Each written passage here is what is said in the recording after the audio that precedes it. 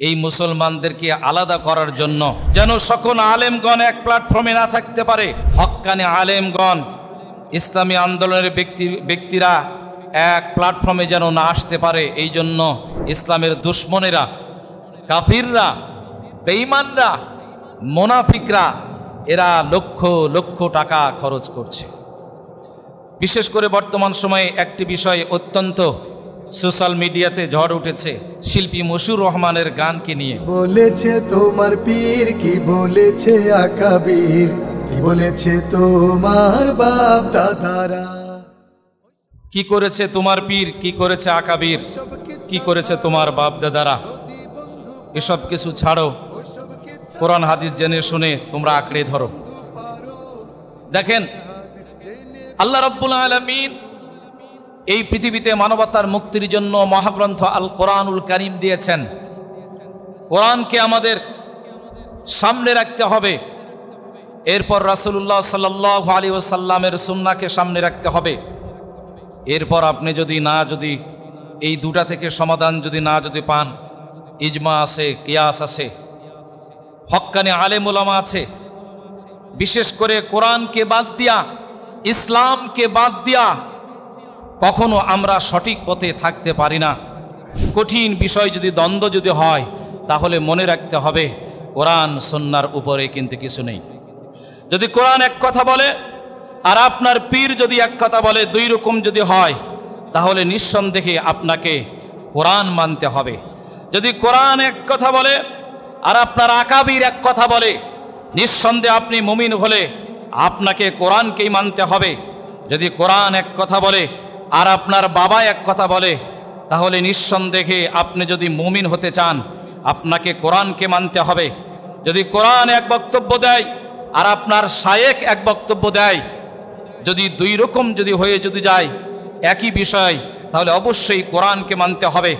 আপনার নেতা যদি এক কথা বলে আর কোরআন যদি এক কথা বলে, যদি দ্বন্দ্ব হয়ে যায়, তাহলে কোরআনকে মানতে হবে।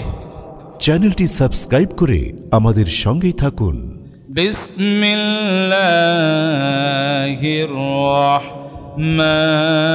রহমানির রহিম।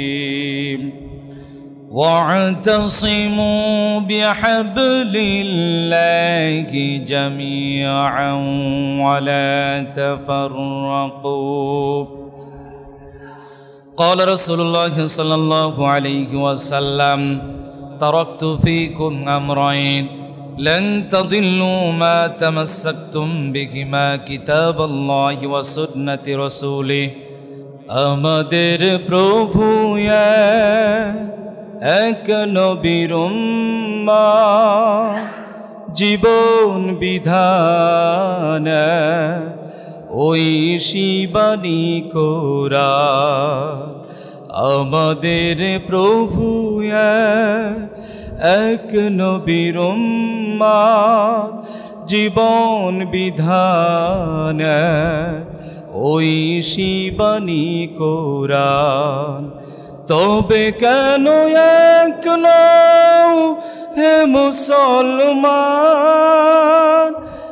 এক হও করিয়া আহ্বান। তবে কেন এক নও হে মুসলমান, এক হও করিয়া আহ্বান। বাইতুল্লাহ মদিনা শরীফ উহুদ পাহাড় বদরের মাঠে, একটা তো জীবন আর মরণ তো একবার।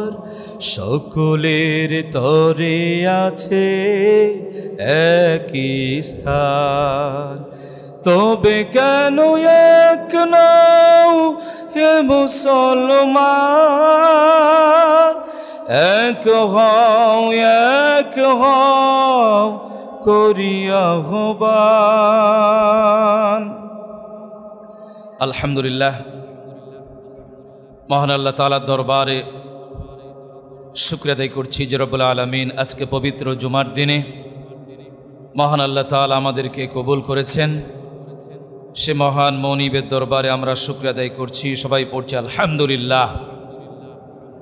দরুদ বর্ষিত হোক বিশ্ব মানবতার মুক্তির দূত সৈয়দুল কাউনাইন ওয়াস সাকলাইন মরুদুলাল বিশ্বনবী জনাবে মুহাম্মদুর রাসূলুল্লাহ সাল্লাল্লাহু আলাইহি ওয়াসাল্লামের প্রতি।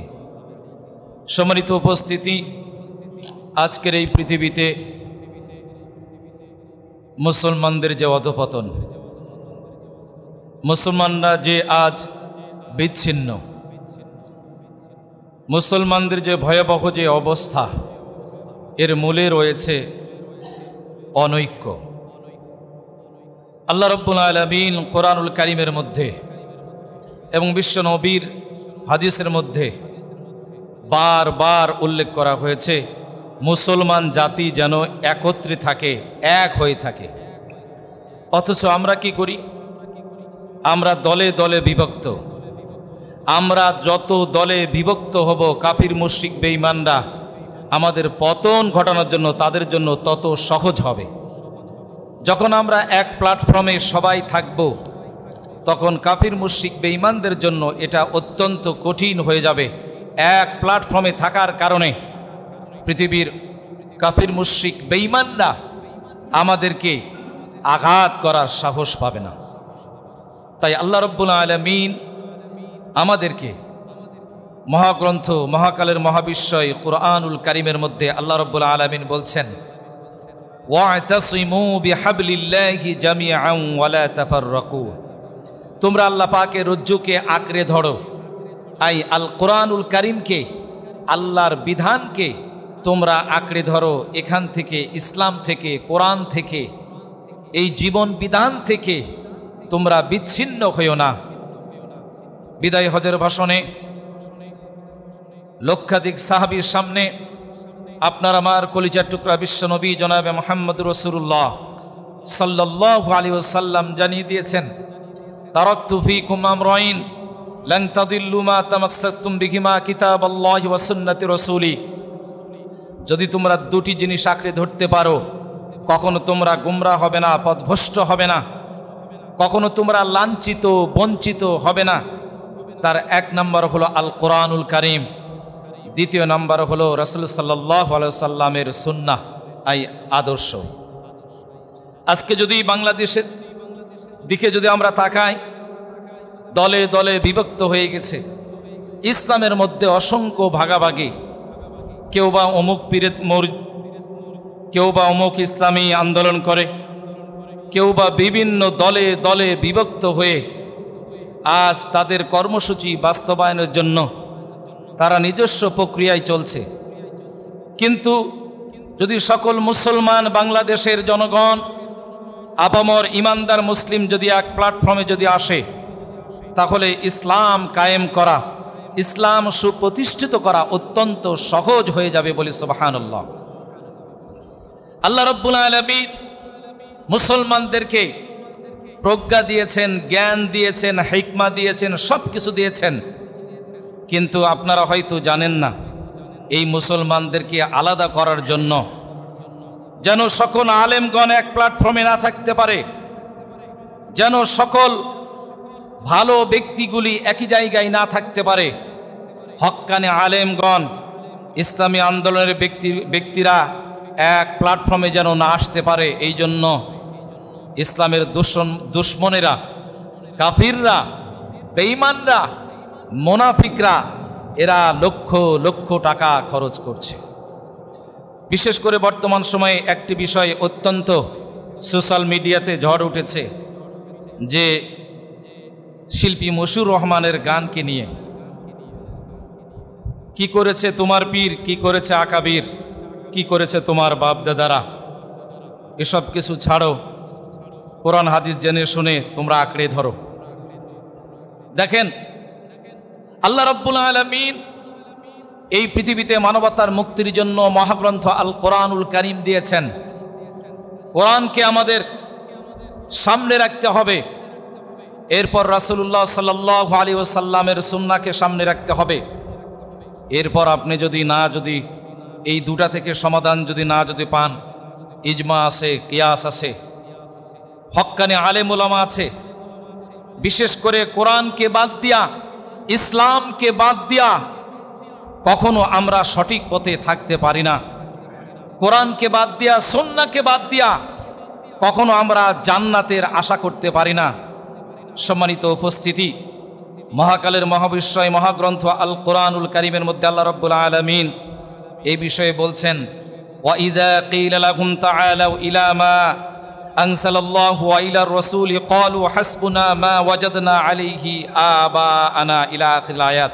সূরা মাইদার 104 নম্বর আয়াতে আল্লাহ পাক বলছেন, ওয়া ইযা ক্বিলা লাহুম, যখন তাদেরকে বলা হবে তাআলাউ ইলা মা আনসালাল্লাহ, তোমরা আসো, যখন তাদেরকে বলা হবে তোমরা আল্লাহর কোরআনের দিকে আসো, রাসূলের দিকে আসো, ক্বালু, তারা বলবে কি, হাসবুনা মা ওয়াজাদনা আলাইহি আবাআনা, আমাদের পিতামাতা যা আমাদের দিয়েছে পূর্বপুরুষ, এর মধ্যেই আমরা যথেষ্ট আছি। যদিও এই আয়াতটা কাফিরদেরকে, মুশরিকদেরকে উল্লেখ করে আল্লাহ রাব্বুল আলামিন নাজিল করেছেন। যখন তাদেরকে ইসলামের দাওয়াত দেওয়া হতো, কাফির মুশরিক বেঈমানরা বলতো যে আমাদের বাপ দাদা যেটা রেখে গেছে সেটাই আমরা অনুসরণ করব। আজ বাংলাদেশে 48,000 পীর আছে, হাতে গোনা কিছু সংখ্যক পীর হকের পথে আছে, অধিকাংশই শিরক নিয়ে পড়ে আছে, অধিকাংশই এরা আপনার বিদাত নিয়ে পড়ে আছে, যেগুলির প্রতিবাদ করতে গেলে হক্কানি পীরের গায়ে লাগবে, এটা কিন্তু স্বাভাবিক। তবে প্রতিবাদ করতে গিয়ে যদি প্রতিবাদ করতে গিয়ে আপনি যদি মনে করেন যে আপনার গায়ে লেগেছে, তাহলে তো বুঝতে হবে যে আপনি হকের পথে নেই, আপনি বাতিলের পথে আছেন। আসলে আমরা সঠিক পথে চলব, কোরআন সুন্নাহ মোতাবেক চলব। আল্লাহ রাব্বুল আলামিন এরপর সূরা আরাফের 3 নম্বর আয়াতে আল্লাহ পাক বলছেন, ইত্তাবিউ মা উনজিলা ইলাইকুম মির রাব্বিকুম ওয়া লা তাত্তাবিউ মিন দুনিহি আউলিয়া কলিলাম মা তাযাক্কারুন, তোমরা অনুসরণ করো মা উনজিলা ইলাইকুম মির রাব্বিকুম, তোমাদের রবের পক্ষ থেকে যা কিছু নাজিল করা হয়েছে, আই আল কোরআনুল কারীম নাজিল করা হয়েছে, ওয়া লা তাত্তাবিউ মিন দুনিহি আউলিয়া, তোমরা সেই রবকে বাদ দিয়া, আল্লাহকে বাদ দিয়ে তোমরা ওলি আউলিয়াকে অনুসরণ করো না।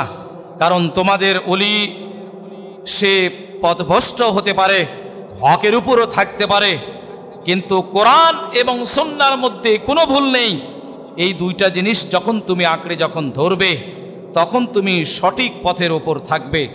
এরপর আল্লাহ রাব্বুল আলামিন সূরা তাওবার 31 নম্বর আয়াতের মধ্যে আল্লাহ রাব্বুল আলামিন বলছেন, ইত্তাখাযু আহবারহুম ওয়া রুহবানাহুম আরবাবাম মিন দুনিল্লাহ, আল্লাহ রাব্বুল আলামিন বলছেন তোমরা গ্রহণ করো আহবারহুম ওয়া রুহবানাহুম আরবাবাম মিন দুনিল্লাহ।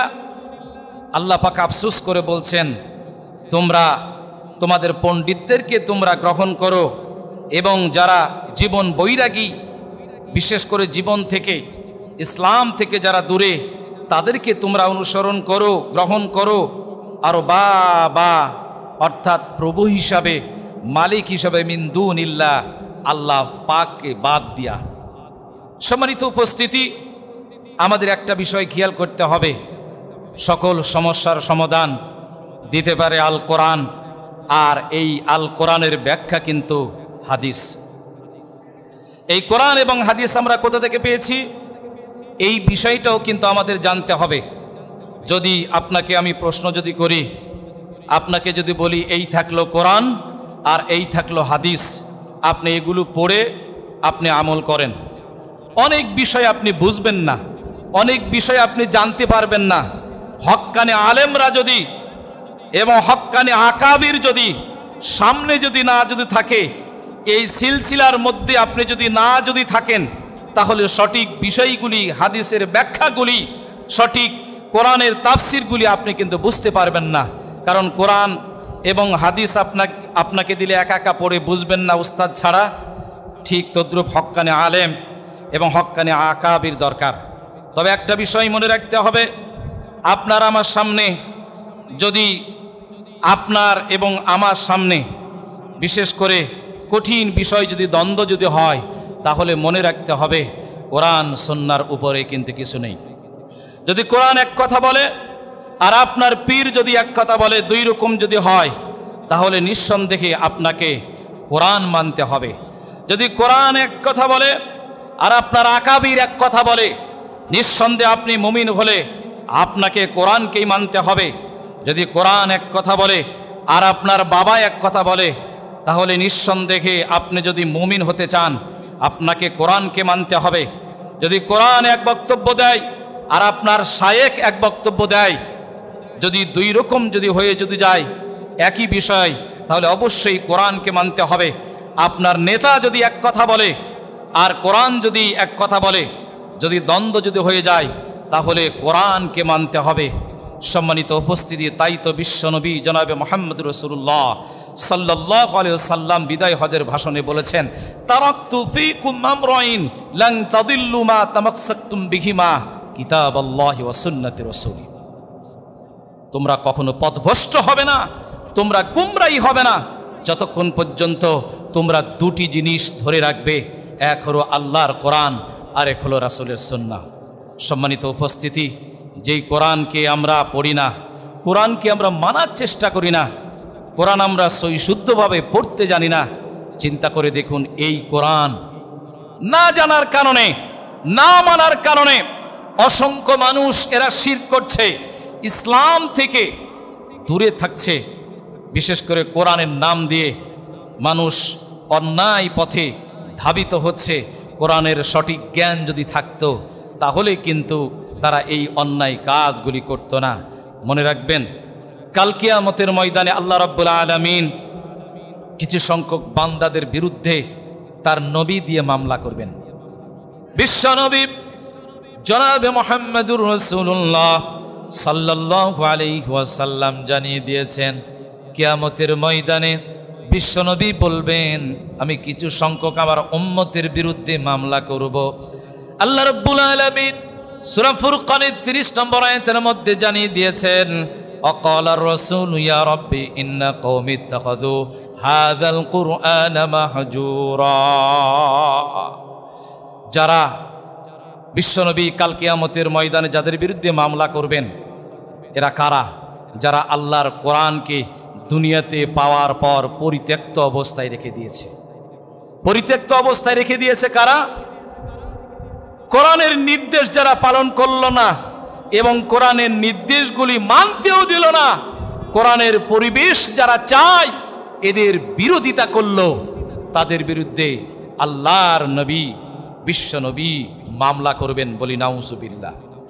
সম্মানিত উপস্থিতি, আমাদের একতাবদ্ধ হতে হবে, আমাদের এক প্ল্যাটফর্মে আসতে হবে। আজ বাংলাদেশে যারা আমরা ইসলাম যারা পালন করছি, এক একজনে এক এক প্ল্যাটফর্মে, এক একজনে এক এক প্ল্যাটফর্মে। দ্বিতীয় বৃহত্তম মুসলিম রাষ্ট্র বাংলাদেশ, এখানে সুন্দর ইসলাম পালনের জন্য জায়গা রয়েছে, কিন্তু আজ আমাদের দলাদলি, আজ আমাদের ভাগাভাগির কারণে ইসলাম থেকে, সঠিক ইসলাম থেকে আজ আমরা অনেক দূরে। আল্লাহ রাব্বুল আলামিন কোরআনুল কারীমের মধ্যে তাই বলেছেন, ওয়াতাসিমু বিহাবলিল্লাহি জামিআন ওয়া লা তাফাররাকু, তোমরা আল্লাহ পাকের রজ্জুকে আঁকড়ে ধরো। আই আল কোরআনুল কারীমকে, ইসলামকে, এই জীবন ব্যবস্থাকে তোমরা আঁকড়ে ধরো, এখান থেকে বিচ্ছিন্ন হইও না। আজ দেখেন, কিছু দৃষ্টান্ত দিলে আপনারা বুঝবেন। এই যে বন্যা শুরু হয়ে গেছে, বন্যা চলছে, দেখবেন যেখানে পানি বেশি, এখানে পুকুর, খাল, বিল, নদীতে বা যে এলাকায় বেশি পরিমাণ পানি হয়ে গেছে, দেখবেন কিছু পিঁপড়া, একটার উপর আরেকটা পিঁপড়া, আরেকটার উপর আরেকটা পিঁপড়া, এইভাবে দলা বেঁধে, জট বেঁধে, ঐক্যবদ্ধ হয়ে কিছু পিঁপড়া পানিতে ভেসে বেড়াচ্ছে। এই ভেসে বেড়ানোর কারণে, একাধিক পিঁপড়া একই জায়গায় থাকার কারণে কিছু সংখ্যক পিঁপড়া কিন্তু বেঁচে যায়। ঠিক তদ্রূপ এই দৃষ্টান্ত থেকে আমাদের শিক্ষা হলো এই, যদি আমরা কঠিন বিপদ মুহূর্তে এক প্ল্যাটফর্মে যদি আমরা থাকতে যদি পারি, তাহলে আমাদের ঈমান বাঁচবে, আমাদের জীবন বাঁচবে, বলি সুবহানাল্লাহ। সম্মানিত উপস্থিতি, আপনারা লক্ষ্য করে দেখবেন, আপনাদের বাড়িতে আপনার সূচো আছে, ইঁদুর আছে, যদি আপনাকে আপনার ঝাঁটার খিল যদি দেওয়া হয় তাহলে একটা ঝাঁটার খিল দিয়ে কিন্তু ওটা মারতে পারবেন না। পারবেন কি? মারতে পারবেন না। কিন্তু এই ঝাঁটার খিলটা একাধিক খিল নারিকেল গাছের বা বিভিন্ন গাছের এক জায়গায় যখন বাঁধা হয়, এটা দিয়ে কিন্তু একটা ইঁদুরকে, একটা সূচকে কিন্তু মারা সম্ভব হয়। সম্মানিত মুসলিম ইকরাম, এখান থেকে শিক্ষা হলো এই মুসলমানদের একত্রে থাকতে হবে। যত বিচ্ছিন্ন থাকবে তত মুসলমানদের প্রতি নির্যাতন আসবে। আজ 57টি মুসলিম রাষ্ট্র ফিলিস্তিনি মুসলমানদের প্রতি নির্যাতন করা হয়। আজ আমরা দলে দলে বিভক্ত। আজ আমরা এক এক দেশের অনুসরণ করি বিধায় আজ মুসলমানদের প্রতি নির্যাতন করার পরেও, 200 কোটি মুসলমান থাকার পরেও প্রতিবাদ করার মতো কোনো দেশ এগিয়ে আসছে না। সম্মানিত উপস্থিতি, এমনি করে লক্ষ্য করে দেখবেন যে আপনার কোনো জঙ্গলে, বিশেষ করে আমরা টিভিতে বা জিওগ্রাফিতে চ্যানেলে আমরা লক্ষ্য করে দেখেছি যে একটা মহিষ বা একটা গরুকে কিছু সংখ্যক শৃগাল মিলে, অর্থাৎ শিয়াল মিলে আক্রমণ করে তাকে খেয়ে ফেলছে। একটা শিয়াল কত বড়, আর একটা মহিষ কত বড়, অনেক বড় মহিষ। কিন্তু কয়েকটা শৃগাল মিলে 5-7টা বা 4-5টা এই শৃগাল মিলে একটা মহিষ শিকার করা সম্ভব। তারা একতাবদ্ধ হয়েছে, দলবদ্ধ হয়েছে। এটা শিক্ষা।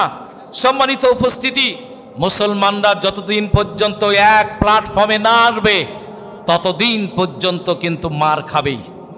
যতদিন পর্যন্ত এক ইসলামের পথে, কোরআনের পথে না আসবে মুসলমানরা কিন্তু মার খাবে।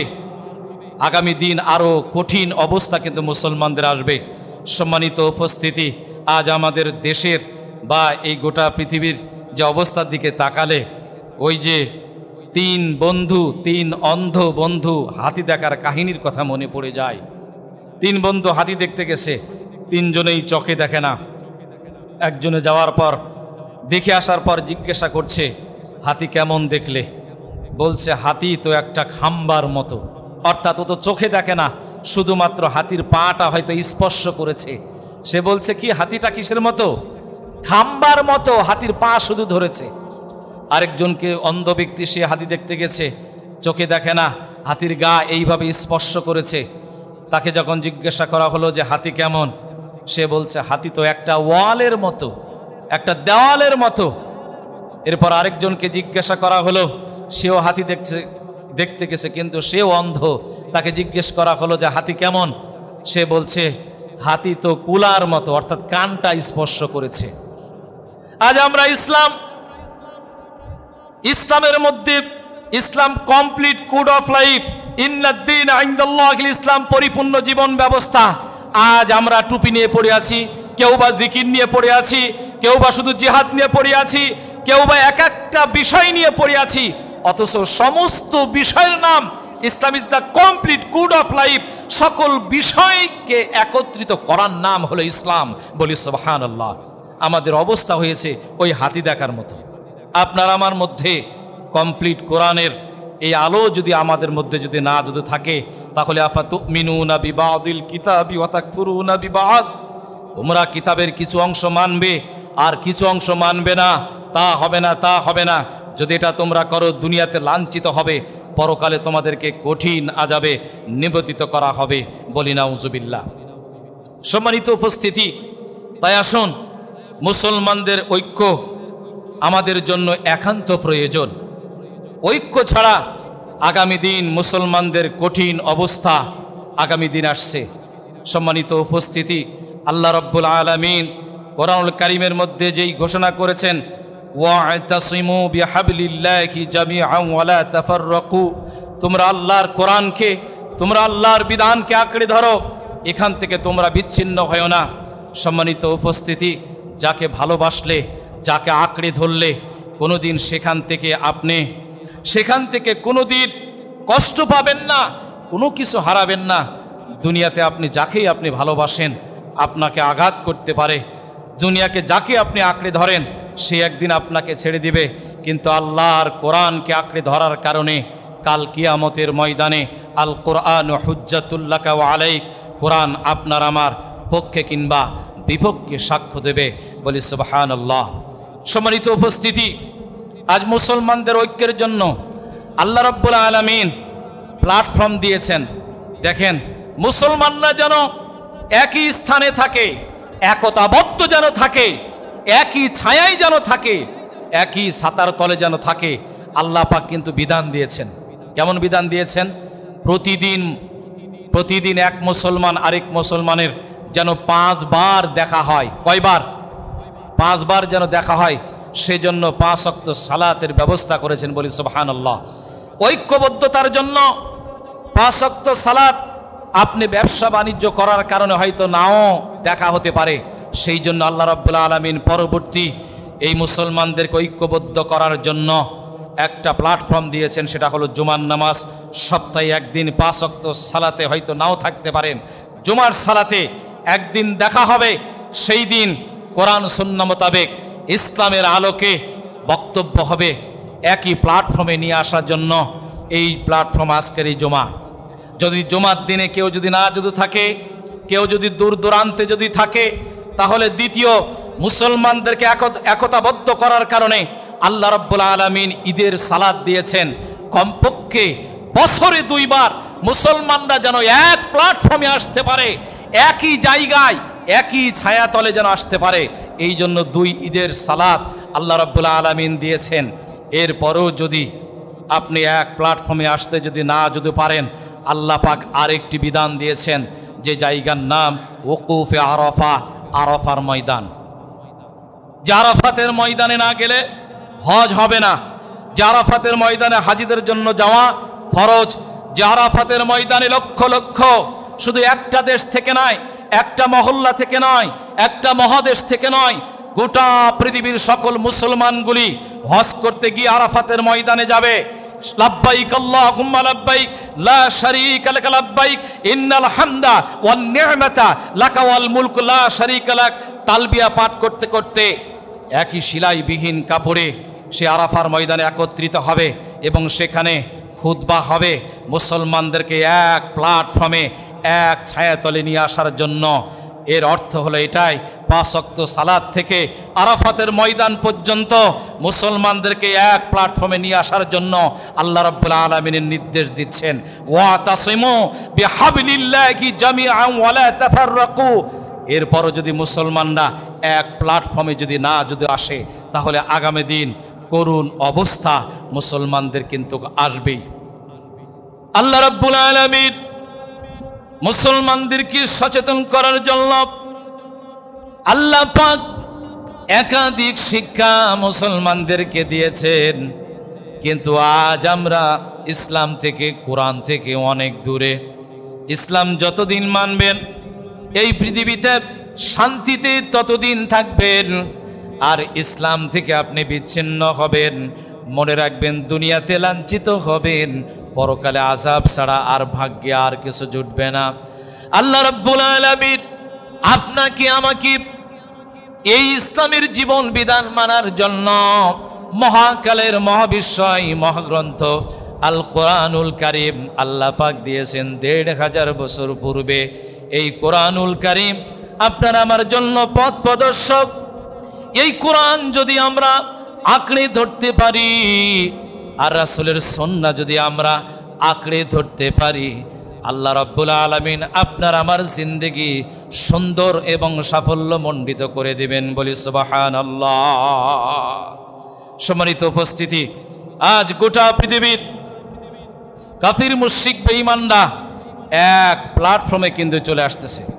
এই জিন্দেগি কয়দিনের বলেন? আজ আছি কাল নেই, চিরবিদায় নিয়ে আপনাকে আমাকে চলে যেতে হবে দুনিয়া ছেড়ে। বাপ দাদা চলে গেছেন, আত্মীয় স্বজন অনেক মানুষ চলে গেছেন, এখনো হুঁশ হয় না। আজকের এই জুমার সালাতে এতগুলো মানুষ, কিন্তু ফজর সালাতে দেখা যায় এক কাতারও অনেক সময় পড়ে না। বড় আফসোসের বিষয়, বড় কষ্টের বিষয়। কিন্তু ওই ব্যক্তিটাই যখন আমরা যখন মারা যখন যায়, তখন জানাজার নামাজে কত মানুষ হয়।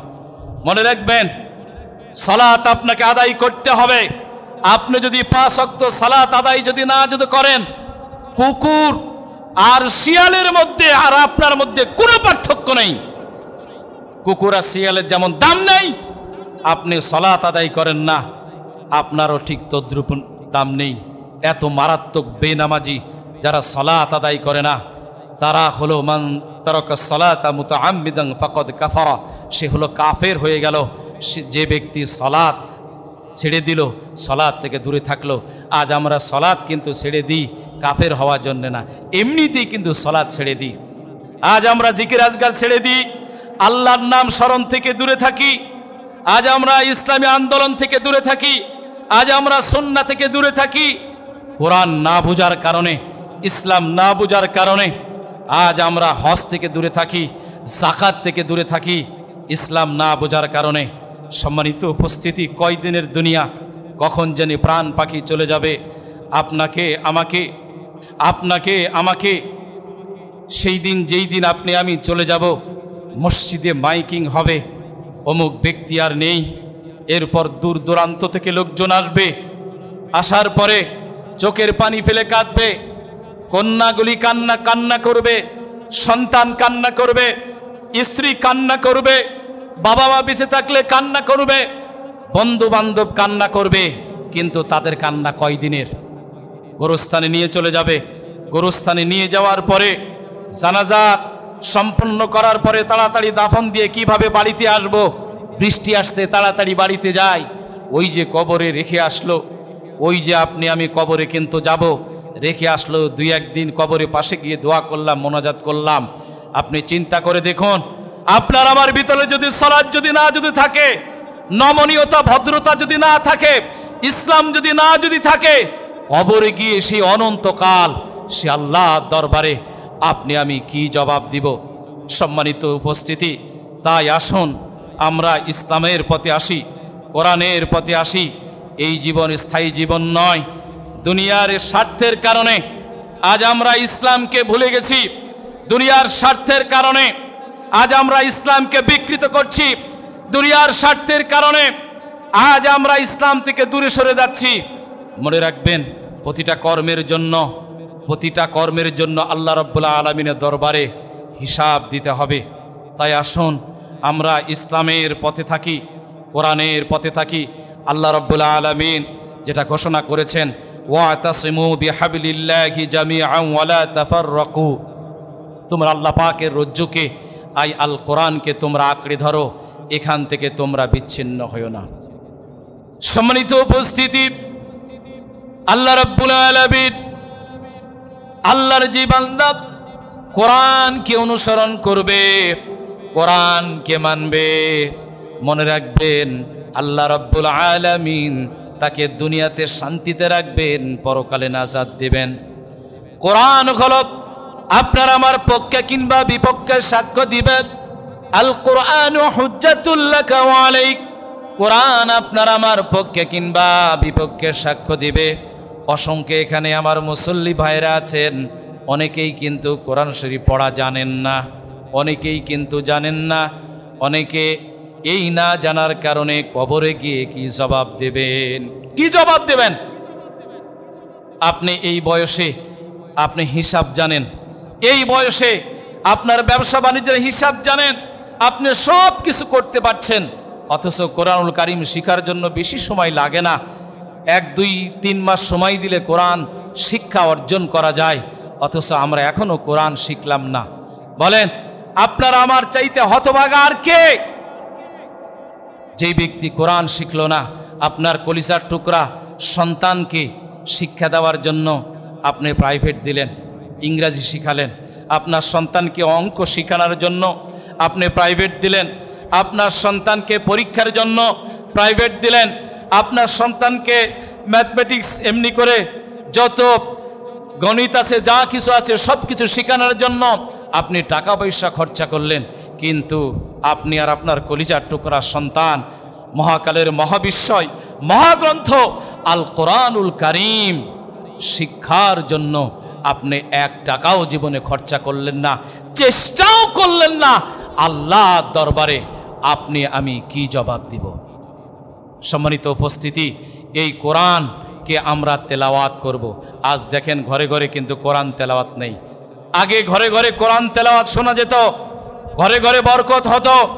আজ দেখেন যখন বৃষ্টি হওয়ার কথা তখন কিন্তু বৃষ্টি হচ্ছে না, যেই সময় বৃষ্টির দরকার সেই সময় পার হয়ে আসছে।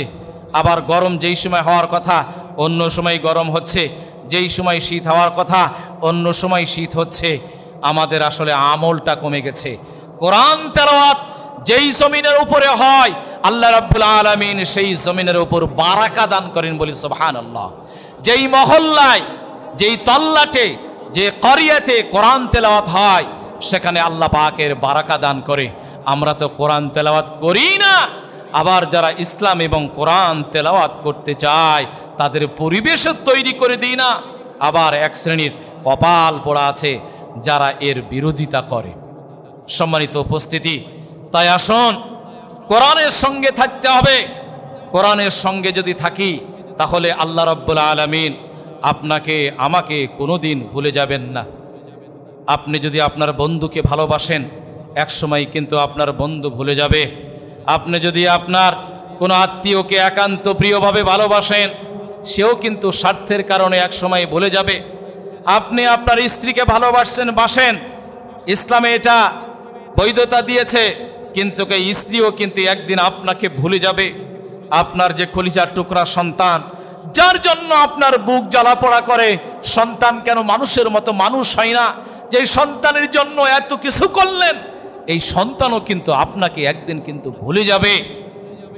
আপনি ভিতরে যদি আপনার ভিতরে কোরআন যদি থাকে, এই সন্তান, স্ত্রী, পরিবার পরিজন, মা বাবা, আত্মীয় স্বজন সবাই একদিন ভুলে যাবে, কিন্তু আল্লাহ পাক আপনাকে আমাকে কিন্তু ভুলে যাবেন না। আল্লাহ পাক আপনাকে আমাকে ভুলে যাবেন না। আল্লাহ রাব্বুল আলামিন আপনাকে আপনার আমার মৃত্যুর পর থেকে আল্লাহর বিধান মোতাবেক চলবে। আল্লাহ পাক যেইভাবে কোরআনুল কারীমের মধ্যে নির্দেশ দিয়েছেন পরকাল ওইভাবেই চলবে। বিচার হবে, ফায়সালা হবে, হয় জান্নাত হবে না হয় জাহান্নাম হবে। সম্মানিত উপস্থিতি, ওই কবরে কোনো সঙ্গী থাকবে না, কোনো সাথী থাকবে না, কেউ থাকবে না। যেই জায়গার জন্য আপনি প্রস্তুত তো? আপনি আমি কিন্তু প্রস্তুত অনেকেই কিন্তু নয়। যেই জায়গার শুরু আছে শেষ নেই, যেই সময়ের শুরু আছে শেষ নেই, অনন্তকাল দিনের পর দিন, যুগের পর যুগ থাকতে হবে সেই জায়গায়। একমাত্র বন্ধু হবে আল্লাহ। সে আল্লাহর সঙ্গে সম্পর্ক রাখার একমাত্র পথ হলো আল্লাহর কোরআন এবং বিশ্বনবীর সুন্নাহ, বলি সুবহানাল্লাহ। সম্মানিত উপস্থিতি, তাই আসুন আল্লাহর কোরআনকে আমরা আঁকড়ে ধরি এবং রাসূল সাল্লাল্লাহু আলাইহি সাল্লামের সুন্নাহকে আমরা আঁকড়ে ধরি এবং আমরা ইসলামকে পরিপূর্ণভাবে আমাদের বুকে লালন করি।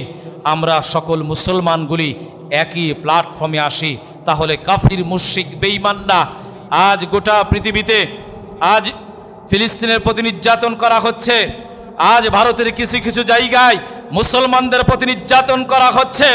আজ যদি 57টি মুসলিম রাষ্ট্র এক প্ল্যাটফর্মে যদি আসে, একতাবদ্ধ যদি হয়, ওয়াতাসিমু বিহাবলিল্লাহি জামিআ, এক আল্লাহর রজ্জুকে যদি আঁকড়ে যদি ধরে, তাহলে গোটা পৃথিবীর সকল কাফির, মুশরিক, বেঈমানরা একত্রিত হয়েও মুসলমানদের কিচ্ছু করতে পারবে না, বলি আল্লাহু আকবার।